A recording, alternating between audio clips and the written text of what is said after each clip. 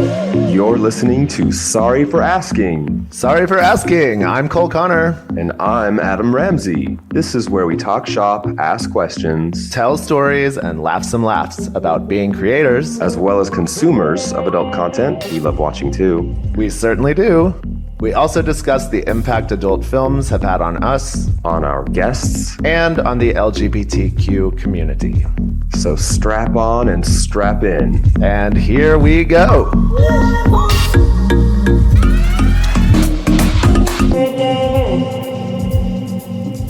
Ooh. Oh, hello. Oh, hi there. Oh, hi. Hi, I'm Adam Ramzi. And I'm Cole Connor. Welcome back to Sorry for asking. Sorry for Asking. This is episode 2 of season 4, and we're very excited. How are you, Cole Connor? I'm okay. Yeah. Yeah. Okay. Yeah. I don't know. Rainy day blues. Rainy day blues, I guess. No, I kind of felt a little like under the weather the past couple days. Maybe I felt it coming on. Uh-huh. I don't know. But Well, you don't look or sound it.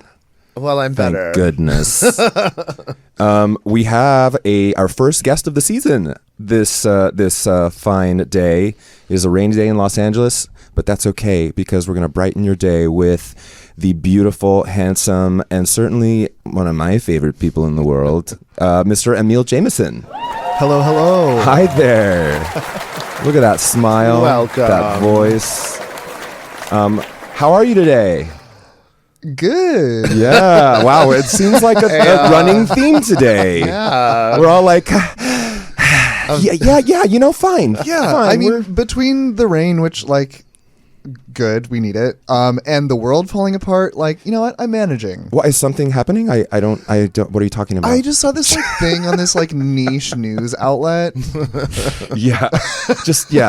Couple things. Just a few. Uh-huh. Mhm. Well, we're very happy to have you in Thank you. today. Happy to We're be going to here. ask you some questions I and love talk. questions. Oh my God. I'm sure you're really good at talking.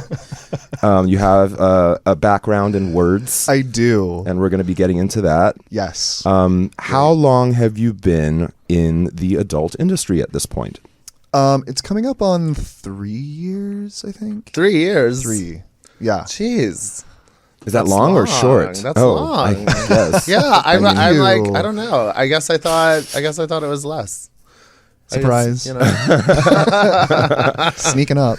Well, because you had, as I understand it, you had a pretty considerable presence on Instagram as a model. Is that correct? Before you started with adult stuff? Yeah, in a way that's correct. Okay. It was more just I was taking artsy self-portraits. Yes. So I was modeling for myself, and occasionally with other photographers. You would do Yeah. collabs with photographers. Yes. And Yes, exactly. Yeah. We have a few of those. I would love to see. Oh- I would love to oh boy. see some of my favorite model pictures. Oh, that's a Okay. pretty one. Okay. Did you take this one yourself? I did not. Oh. That is Lucas in Style. Okay. Show us another one, Noah. Oh, that's also a good one. So lots of plants. You're a big plant person. Love plants. We're going to be getting into that as well. Incredible. And okay, that's a good one. Look at this model. I've shot model with that guy life. before. Bridget I feel like Marie. everybody Yeah, except yeah. for me has. I just refuse. He's asked me. I've just refused to do it because I just don't want to do what everyone else is doing. I haven't 'Cause done that's, it. That's how I roll. I haven't answered the last couple times. Yeah, right. That we can save that one for. This is actually Emil's first studio scene with That Pantheon is Men. True.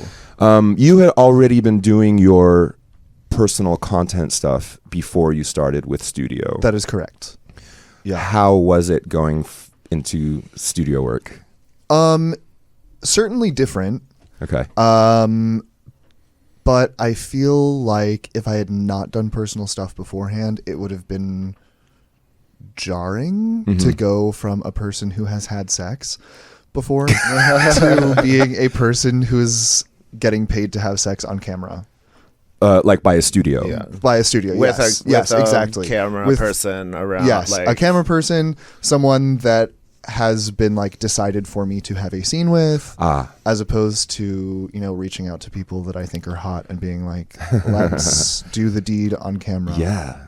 make it special. That was Right. kind of yours as well, right, Cole? You started in OnlyFans and then got a studio gig. Yeah, I'd been doing. I started mid-October 2020, and then I shot something like almost every day for all of November, and then I Crazy. did my scene like December 5th. A true workhorse, this one. Yeah, It's true. It was crazy. Yeah. But I was having fun. I was like having a good time. That's pretty fast, though, to go from personal content to studio. Yeah, Yeah. Tony DeMarco reached out to me because a couple people told him about me, and wanted me in something. They in said, my you've first- got to work with this slut. They He's were like- hardworking and very talented. So Well, as a 12-year veteran of this industry, Old as the hills. Old as the hills, as I'm called by my closest friends, who all happen to be 10 plus years younger than me. Anyway, I started in studio, and you're right, it is weird, but it was like I had a background a little bit of making movies here and there for friends, and if you're 31 and horny, and they were like, we're gonna pair you with this one, what do you think? And I was like, drool, yes please. And I don't know if you know this, Emil, but my first studio scene was essentially a Saw ripoff. So I also had to act scared. Oh wow. They threw me into this cell with this ravenous person who had been in there for a long time, was sex starved, and Wow. I don't know if I Tony. haven't seen this one. I don't think It's called Hole 2, and I immediately was on the center of that DVD because yes, this was the days of DVD porn. Does Tony DeMarco listen to this podcast?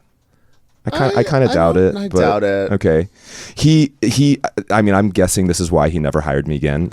It's possibly, and it could be because he didn't work with Raging Stallion anymore. Steve Cruz took over. But essentially, I kept fighting him a little bit because he was like, okay, so now you're going to act scared because we threw you into this cell. But then when you start engaging with this sex-starved stranger, make sure you shove his head to your dick and shove your dick in his mouth and start throat fucking him. And I kind of was like, that doesn't make sense. How wouldn't he be doing that to me? Wink, wink. Yeah, it didn't work. When But you anyway. feel threatened, there's the fight, flight, and then a little known third one, fuck. Fuck, yes. Yeah. Throat fuck, especially. yes, yes, yeah. I'm gonna. exactly. You give me that mouth, stranger. I'm scared of you, but here I'm gonna shove my dick in your mouth. Anyway, so cool. You have been a beautiful presence in this industry. I feel like everyone I know who's worked with you really enjoys it. That was sort of how we met. I had seen your Instagram stuff. You moved to Los Angeles, and several people were like, you got to work with this person.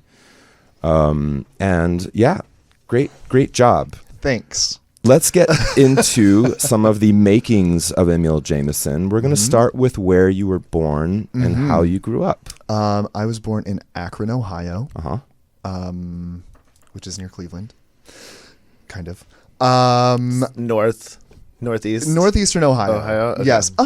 Wait, Ohio boy? I'm from Kentucky. Okay, almost Ohio. But I've been South to Cleveland. Ohio. I've been to Okay, Cleveland, great. and I usually know where a city is if I've been there. Right.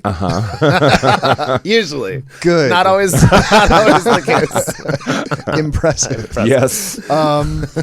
I grew up in a very religious household. My dad is a pastor. He has been my whole life. Okay. When I was 3 months old, my family moved to Prague. My parents were missionaries there for 4 years. And then we moved back to Ohio. Spreading the word of God. Mm-hmm. So you only lived in Prague from 2 to 6. Is that what you said? No, from Oh. 3 months old till I was 4. Oh, gotcha. Yeah. So you don't really remember living in Prague. I mean, my first memories are from there. Okay. But like, no, like, I don't know. How do you classify memories? You're asking the wrong person. That's Right. not what I studied but in like grad when school. you think of like, why would you say?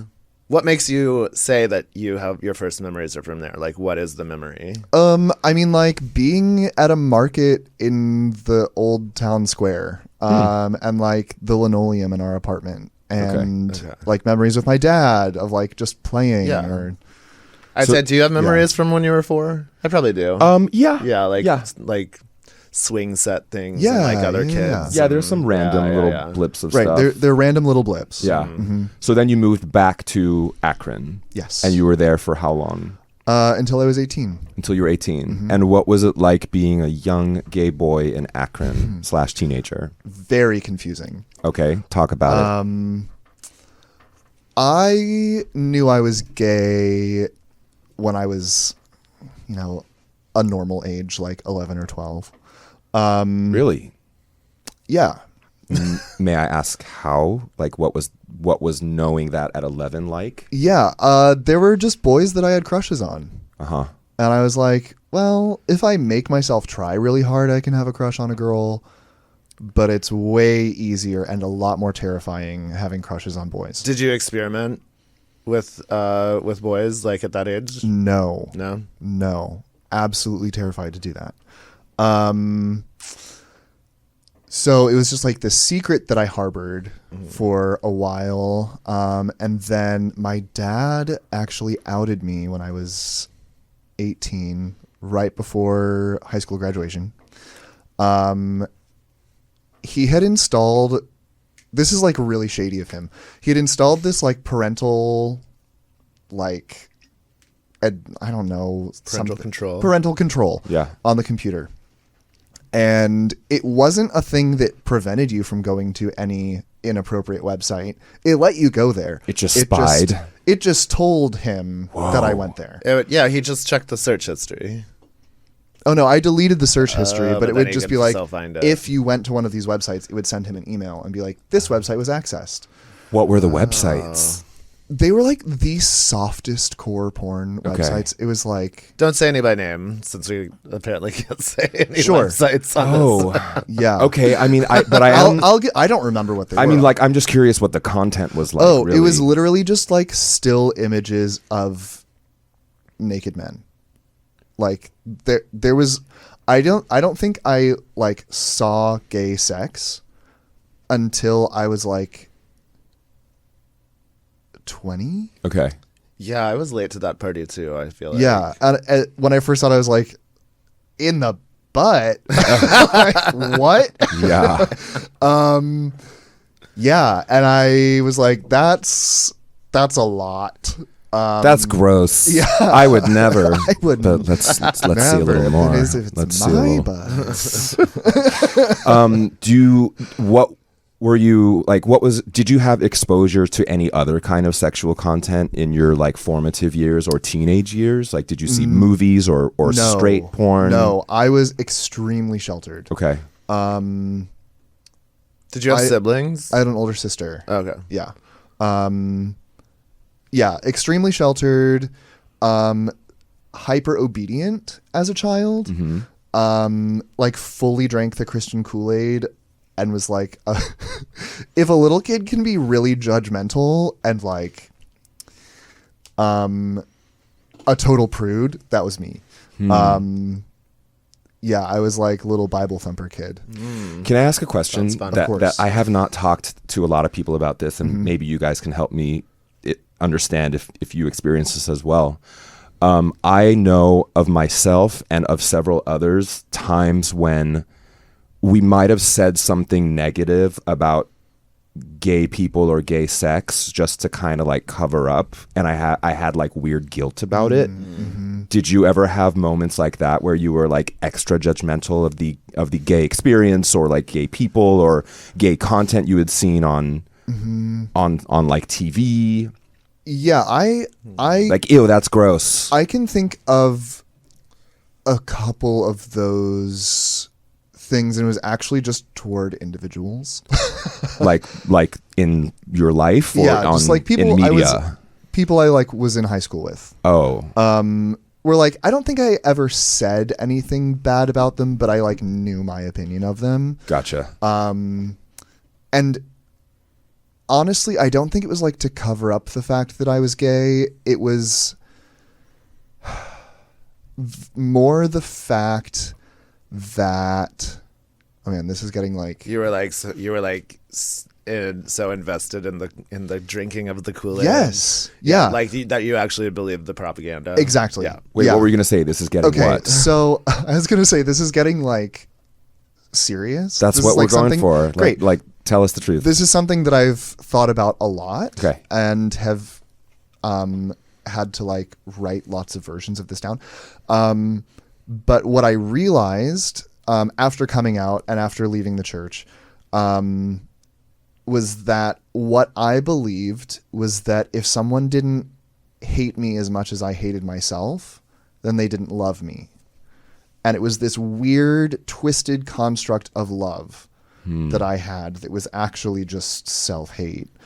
And so I hated the thing in myself, so I hated the thing in other people.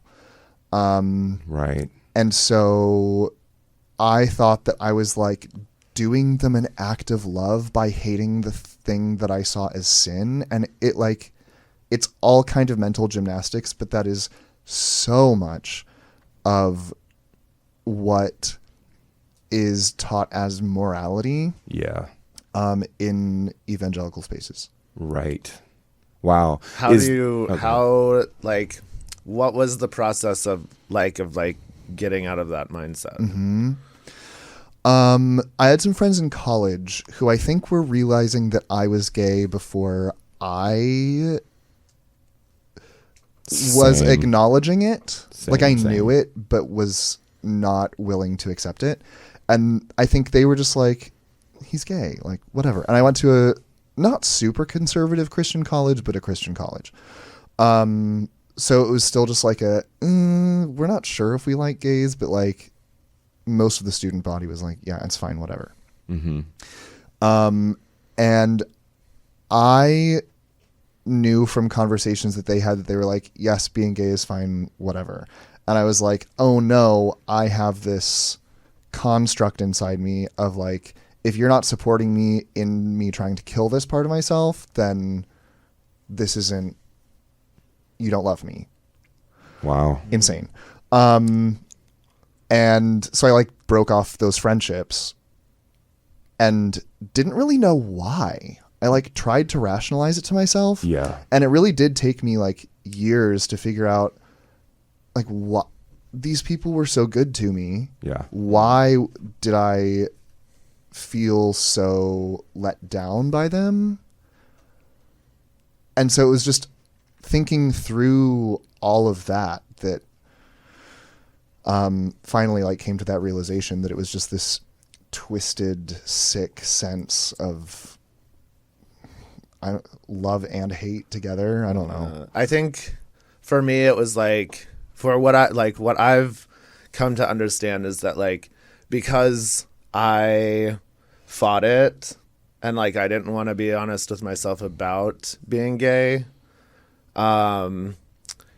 I think that comes off to other people as you being dishonest and non-authentic, and people aren't attracted to that. Like, I don't think what I maybe felt as or could look at as homophobia now was really just someone being like, oh, this guy's just kind of full of shit. You know? Okay. So wait, did you answer Cole's question about like what it took to kind of get out of like It took a lot of thought. a lot of thought, a lot of But like THOT thought? Yeah. No, I after college, so like I came out at the end of college, had this accidental boyfriend. Anyway. all had and then those. moved Yes. moved abroad to Lithuania and went back in the closet.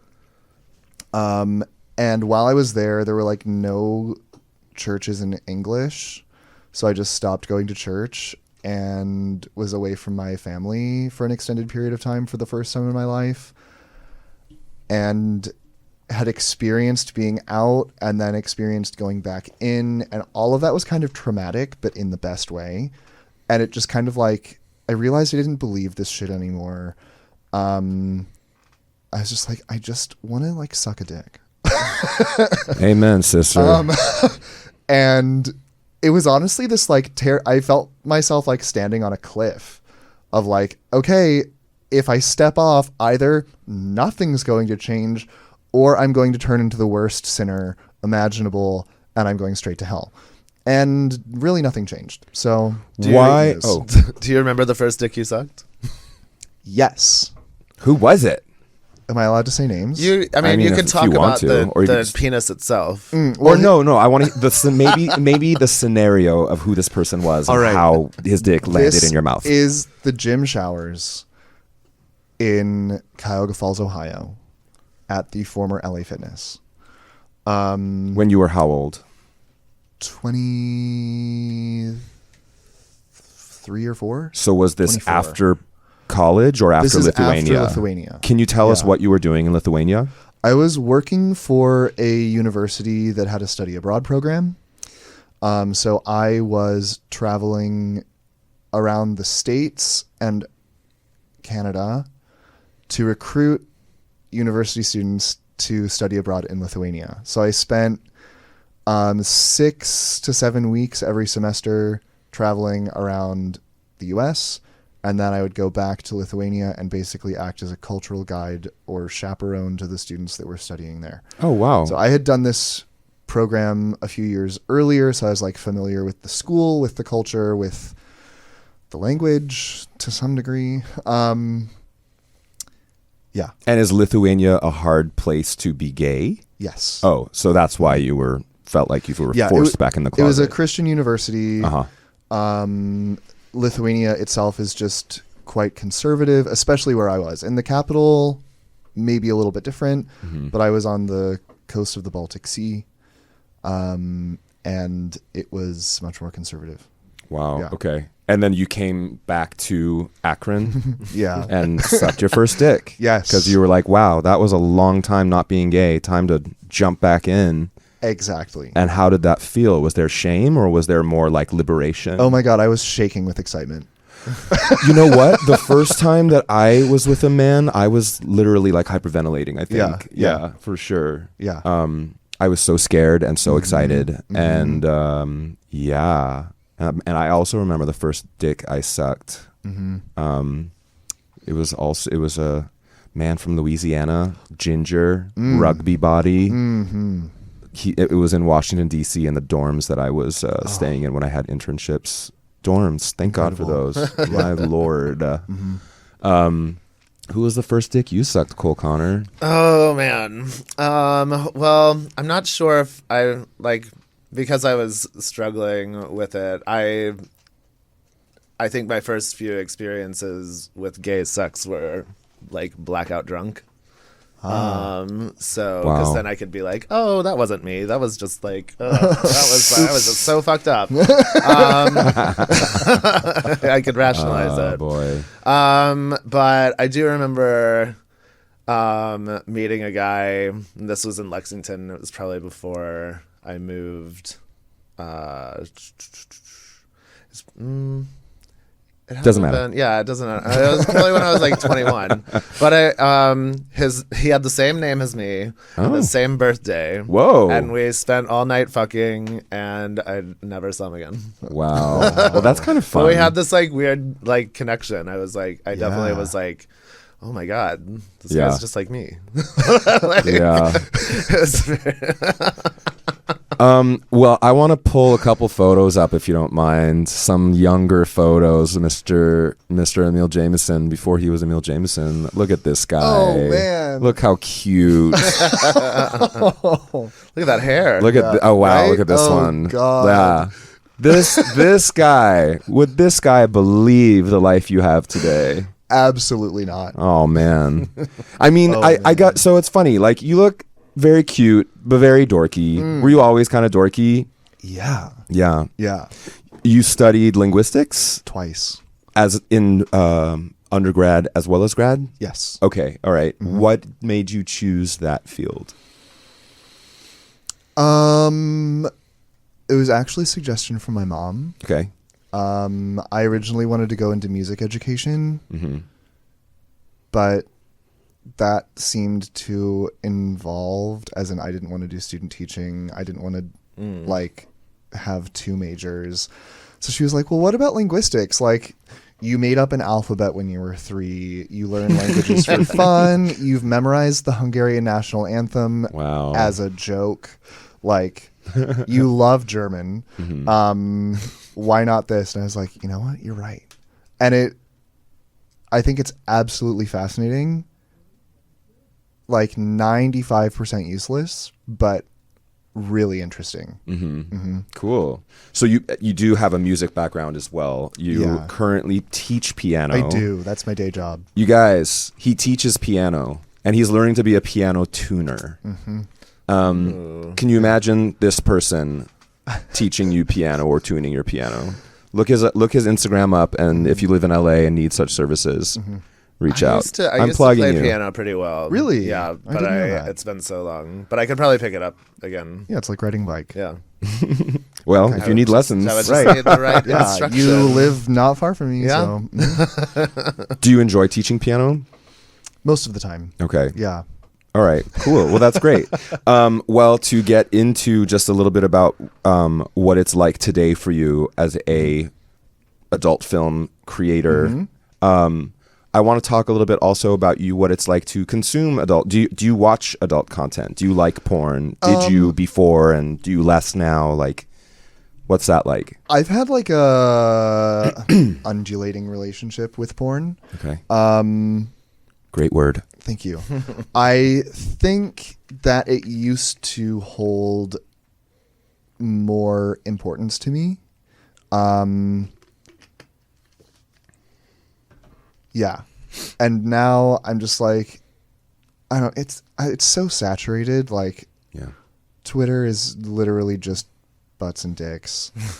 And I just see so much of it that I don't know, maybe it's that my taste has become more curated or more developed, and it's just like two guys fucking in a hotel room really isn't going to do it for me anymore. Yeah. And that's also not the kind of content that I want to create, because it feels like factory made. Yeah. Almost. It's Right. just like, where's the heart? I want to like make interesting things, not necessarily like, I mean, kink isn't necessarily my thing. I say that now, The face he but just made of self. there is a That video ain't what coming I out. heard. yeah, that's actually not true. By weird and interesting, I just mean like scenarios, lighting. Yeah, your name might have come up actually when we had Troy Daniels Yes. on the program, because Troy, we love Troy, and Troy's whole thing is boys in beds. Yeah. And like, I think that you have said specifically that like you're tired of that crap. Correct. Okay. Yeah. All right. Yeah. I like boys in beds. I do too. I like making boys in beds. It's like, the thing is, I'm like, I was telling someone the other day, I'm like, porn is, for the most part, repetitive, and there's a formula to it, and it's like, you know, there you go, like oral,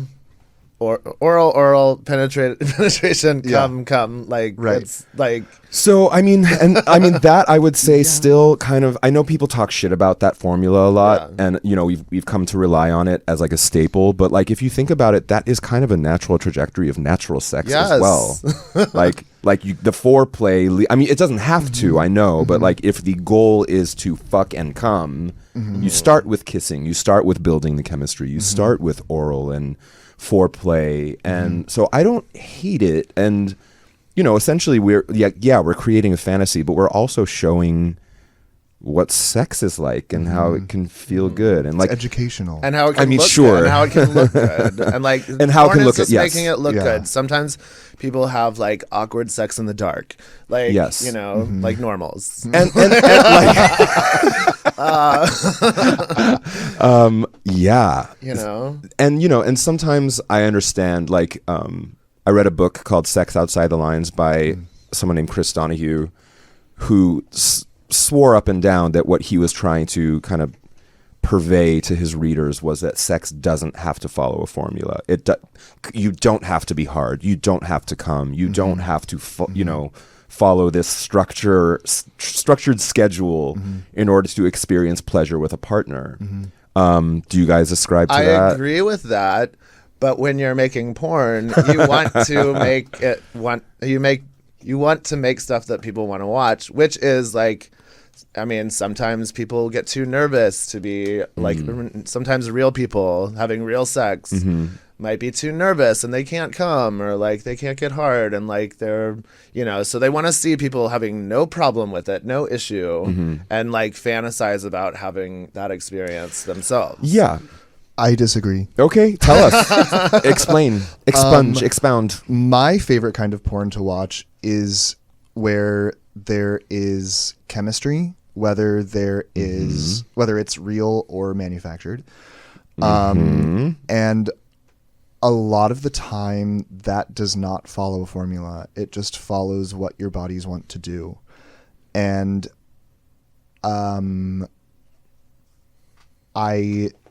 it feels more natural. It doesn't feel formulaic. It can follow that formula, but I think there's so much sex outside of that formula that is beautiful and exciting. And that is kind of where I want to land. Is there any content of yours that you're particularly proud of? Or like that you really enjoyed making? Anything that comes to mind? Yes. Okay. There is one with Riley Walker. Walker. Okay. He's in DC. Okay. I believe. What did you like about it? We forgot the camera was there. Was there a cameraman or a stationary camera? There were 2 stationary cameras. Okay. I know I just said I don't like doing stuff in hotel rooms, but this was in an Airbnb on a bed. And there was just kind of instant connection. We had like maybe a 5-minute conversation beforehand, and I think we both surprised each other with our like personalities and like how we talked to each other, and that just carried into the bedroom. And it was one of those situations where I don't think it followed the formula really. And honestly, it's not like the most well shot thing because we forgot the cameras were there. So the angles maybe a little bit off, but the lighting is beautiful, and you can just like clearly tell that there's chemistry between the two of us. I had so much fun editing it, just because we're like giggling the whole time and also like asking each other questions and like making sure that we both feel okay while the camera is still running. That's beautiful. I cut those out because like I mean, you can make that as be long. That could be bonus content. People would really be into that, right. actually. As a consumer myself, right, I would enjoy that very much. I also, Mr. Ramzi, really enjoyed my scene with you. Oh. I remember that Blush. We constantly went back and forth, asking if we felt okay. And was that our first scene? That was our first scene. Oh, yeah, on our friend's balcony. Yes, in Hollywood. Yeah. And to me, that just meant a lot. And also, like, I know this is weird to do at the end of like any kind of sex, but we high-fived. Like, you came on my face and then we high-fived, and then like it just ends with me laughing really hard, because who does that? I've done that. I've definitely done that after collaborating. Like, yeah, we should high five now. Yeah, I feel that. It was just like, it was so good. It was just an instinct. I think we just we just had a lot of fun. We did, and it was like really communicative. Yeah. And yeah. And that's why I feel like a high five just felt like the right thing to do. I will say, as someone who is a fan of your work, thank you. I have watched the scene. I've mentioned this many times. I don't know if you've seen this, Cole.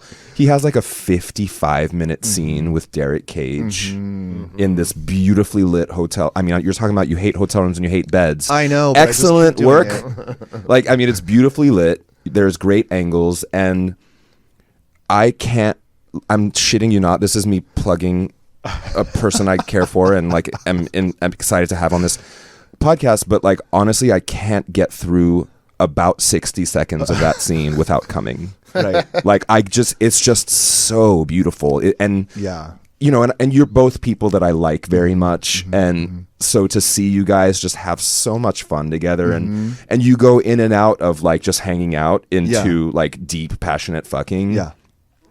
Gorgeous work. Thank you. Don't shy away from boys in beds or hotel rooms because it's not a bad look for you. Fine. Yeah. Okay. But also get artsy. Like, Right. I think you have a tendency toward being artistic with your body and Yeah. the content you like to make. Exactly.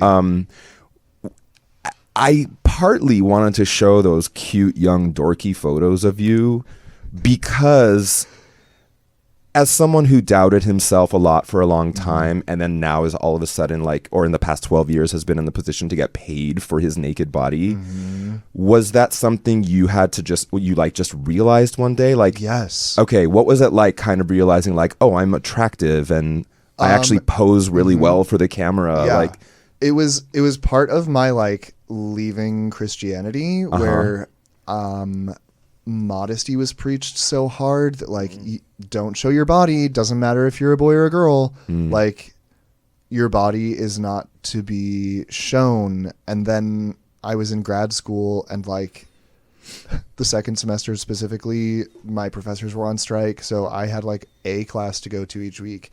And I would just be in the gym for like 2.5 hours a day because I had nothing else to do, like write and go to the gym. And this was where? Scotland. Scotland. That's where you went to grad school. University of Edinburgh. Okay. And so that is when you started to see some transformation in your physical shape? Yeah. Yeah. And I was like, oh, I'm attractive. I'm just going to post some like thirsty things on the internet. And it turned into like a creative outlet. And that was on your Instagram? That was on my Instagram. And I've described that as being like a crucible where I would like put in parts of my life that I wasn't comfortable with in my real life and like practice them in there of like, how do I be sexy? Because I've never let myself be sexy before. Or like, how do I like flirt or accept compliments like on my physicality, like these kinds of things, just things that were new to you. New to me at 24, like what? Insane. So, and then once I got good at them with this online persona, reincorporated them back into my normal life, like your personal life. Yeah. Wow. Damn, strikes and social media saving lives, apparently. Right? Yeah. Yeah. Well, good work. Were you like a skinny kid before, or were you more of like a? It's like average. Just average. Yeah. And then like your 24-year-old self going to the gym 2.5 hours a day, you're like, oh, I'm hot. Yeah. Was Biking that all around the city, gym all the time. Yeah. Yeah. Did you not have like a moment, a hotness, A like glow up? where, A hotness like glow up? 100%. Yeah. I feel like in my 20s, I just felt like I was like normal and cute and kind of like vaguely ethnic, and you know, I never had problems getting attention from cute boys, but I never like looked in a photo of myself and was like, damn, killing it. Yeah. It wasn't until I left my office job, started going to grad school at age 30, and then I was waiting tables and going to the gym way more. And that was when I kind of like, I started, I don't know if it was the age that I was or the activities I was participating in, where my body started to actually respond really well to exercise. Yeah. Also, who doesn't love a beard? I sure love it, and I have stuck with it as most of the past 15 years. But that was when Chris Ward found me at Raging Stallion. He saw pictures of me on a website called Dudes Nude, if you've heard of this. Super old school beta, like sex, you know, like Grindr before Grindr. Maybe. Anyway, so he saw those photos and he was like, what can I do to convince you to work for me? And I was like, me? And it was then that I think, you know, I like started doing porn, moved to San Francisco. So, and that was at age 31. Like, so like it was, I was late to like being like owning it. And I was telling you on the way over here that like I even saw photos of myself from a shoot 10 years ago. And I looked so good. And I don't think I even knew then, even as I was being paid by one of the top porn studios, that I looked as good as I did. Yeah. We like self-doubt plagues us in our community for so long because of the examples you've shared of like how we've grown up and we've all shared. We're just, you know, fucked up people, us gays, who are just constantly liberating ourselves and feeling empowered. Yes. And I feel very lucky to be homosexual, but it took a while to get there. Yep. So how are you feeling now about your position in the industry? I don't know. I still feel like I'm kind of. It's a slow march. I feel like I'm doing the slow and steady approach as opposed to like jumping in, applying to all the studios, like collabing with every person available under the sun. I am going slow. Okay. Yeah. Do you feel like you've been collaborating with a lot of people? Like, Honestly, no. yeah. I am kind of picky. Yeah. I have started. Cole Connor has no idea what that's like. Hey, Just kidding. I'm pickier than I Just used kidding. to. I have started making my like baseline. Who do I want to hang out with for an hour? Like I don't necessarily. That's a good one. Thank you. Yeah. I don't necessarily care how hot they are, how many followers they have, how big their dick is. It's like, do I want to give this person an hour of my time? Will I enjoy this? I have had several conversations recently about being charmed into sex, and like that's my favorite thing. Like a hot guy just isn't going to do it for me anymore. It's got to be a hot, nice guy who makes me laugh. Yes.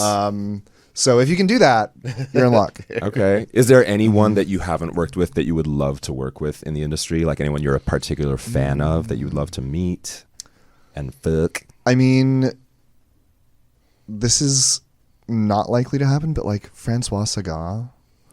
Such a common answer to this know. question, right? He just seems like an intriguing person. Based on what have you? I don't know. I've It's never like- heard him you know say what? anything. Like truly, I've like never heard personality. any kind of sorry to talk opinion. shit. Personality minus from what I've gathered. He just looks kind of like a cartoon fantasy version of gay male / version of yourself. Just gonna go ahead and say. So like, I think I'm like a foot taller. Anyway, no, it's just like the artistry of it. Yes, I think is really intriguing. I literally know nothing about him as a person other than people have said he's nice. Yeah. Yeah. Right.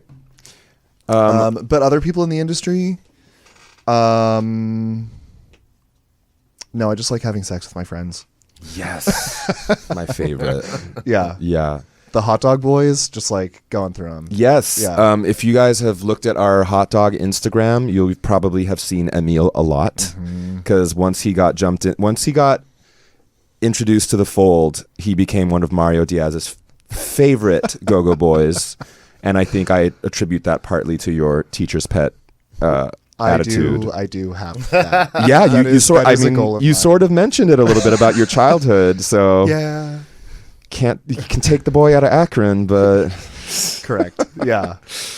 well, as we wrap up, I have one more question. Unless Cole, you have anything else, I wanna bring back one of our past traditions on this show, and I think you know what it's gonna be. Yeah, can we do it? I wanted to say just because, like, I don't know, it's been weighing on me the past week or so since we heard about our friend Roman Yes. Mercury. I'm glad. I was Yes. wanted And to do I that thought as it well. would be appropriate with him as our guest because the four of us were on that Pantheon shoot Yes. in Palm Springs, and it was just four of us. Like I made dinner for us four, and you and I went grocery shopping did. by just you and me, and Hilarious had a little really experience. cute time because we smoked a joint before, and then we didn't know where anything was in the grocery store, but I'm kind of. It took a while to settle in Yes. that we realize lost that Roman I was- Mercury is what we're talking about. that I'm affected by it and deeply saddened by it, and I just wanted to